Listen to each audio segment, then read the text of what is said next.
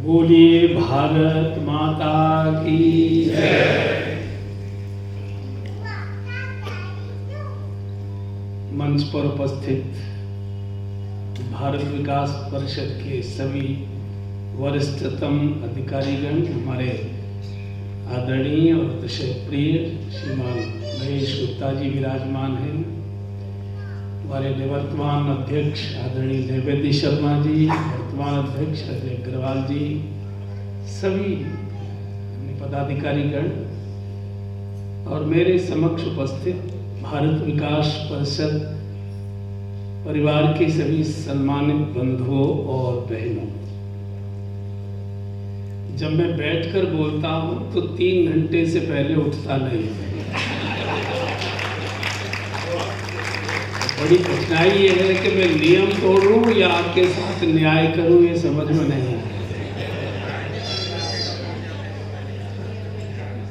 पहली बार एक स्तर के सम्मानित, समृद्ध और शिक्षित ऐसे सज्जनों और बहनों के साथ पहली बार बैठने का मुझे अवसर मिल रहा है,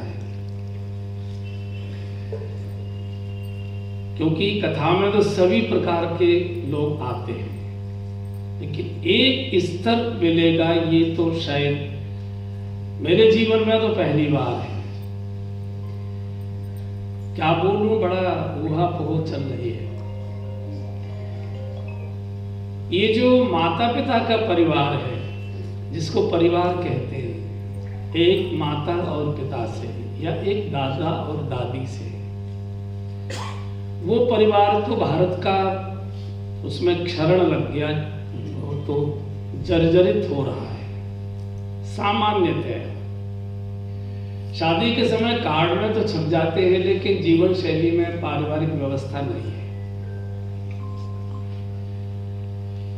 चूंकि एक ही बालक आ रहा है तो परिवार काय का होगा, और वो भी केवल थोड़े दिनों तक साथ रहता है, बड़ी क्लास में जाते ही देश और विदेश में चला जाता है, और फिर केवल भगवान भी बड़े समझदार हैं तो उन्होंने मोबाइल फोन बना दिया ताकि विदेश गए बच्चे से हाय हेलो हो जाती है, माता पिता को इसी से संतोष होता है। तो परिवार की व्यवस्था तो नहीं दिखाई देती, और जो कुछ भी बची है वो भी लगभग समाप्ति की ओर है। अब वैचारिक आधार पर, उद्देश्यों के आधार पर और कारोबार के आधार पर जो नए परिवार विकसित हो रहे हैं वही परिवार रहेगा। उसमें से भारत विकास परिषद एक परिवार है, और ये इसके साथ अमरता इसलिए जुड़ी है क्योंकि वैचारिक परिवार है। विचार कभी मरता नहीं है, बाकी सब चीजें नष्ट होती हैं, लेकिन विचार अमर होता है। किसी एक उद्देश्य की पूर्ति के लिए, एक उद्देश्य को समर्पित, एक आदर्श को समर्पित, एक लक्ष्य को समर्पित, एक कार्यक्रम को समर्पित,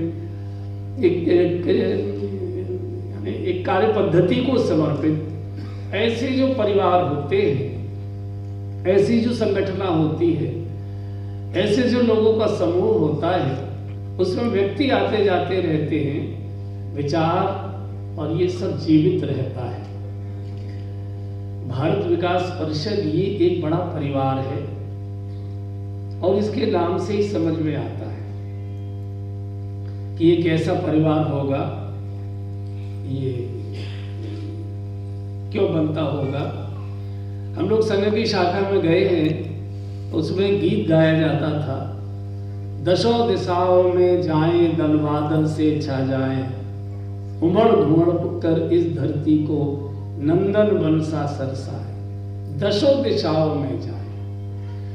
इस समय ऐसा लगता है भारत की दशों दिशाएं रोग से ग्रसित है, दशों दिशाएं।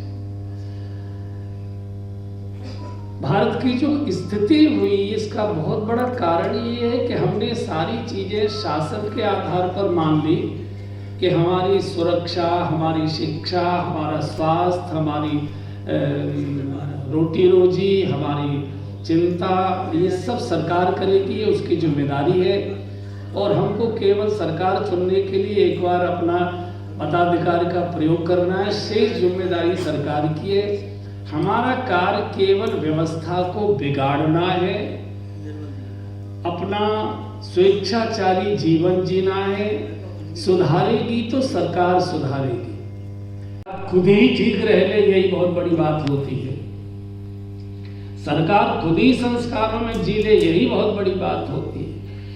तो ऐसी संगठना, इसका जो उदय हुआ पूज्य डॉक्टर हेडगेवार जी के द्वारा, ये भी एक ईश्वर का ही अवतार है। ये जरूरी नहीं है कि मनुष्य शरीर लेकर ही भगवान अवतरित होते होंगे। राम के रूप में कभी हुए तो कभी कृष्ण के रूप में हुए, लेकिन भगवान ने कहा है तब तब प्रभु धरि विविध शरीरा, हरय कृपानिधि सज्जन पीरा।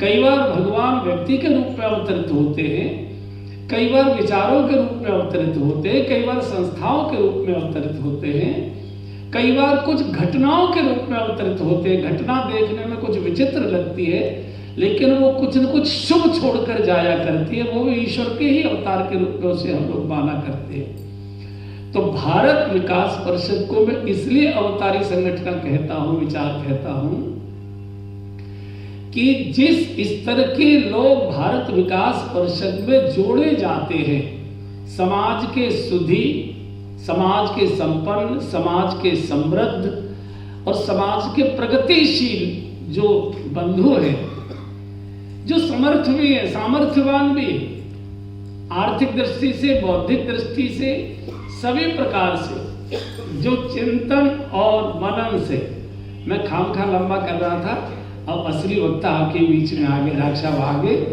तो अब मैं अपनी बात को पूरा समेट रहा हूं। तो ये बहुत अच्छा एक प्रयोग कहिए या एक मार्ग कहिए या ईश्वर का अवतार ही कहिए कि जिनको समाज देखता है, समाज कभी अपने से छोटे लोगों को नहीं देखता, समाज अनुकरण करता है अपने से आगे वाले लोगों का, अपने से बड़े स्तर के लोगों का। बड़े स्तर के माने जाते हैं धनवान, सर्वे गुणा कांचन मास्यन्ति।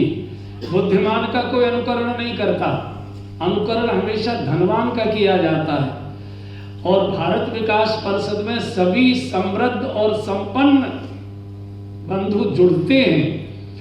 उनका संस्कारित रहना, भारतीय संस्कृति, भारतीय संस्कार, भारतीय जीवन शैली, भारत की आचार संहिता, भारत का खान पान, भारत की मर्यादाएं, भारत की अस्मिताएं, ये उनके ही आधार पर टिकेगी, उनके आधार पर टिकती हैं। और उन्हीं की आलस्य के कारण उनमें क्षरण भी हो सकता है।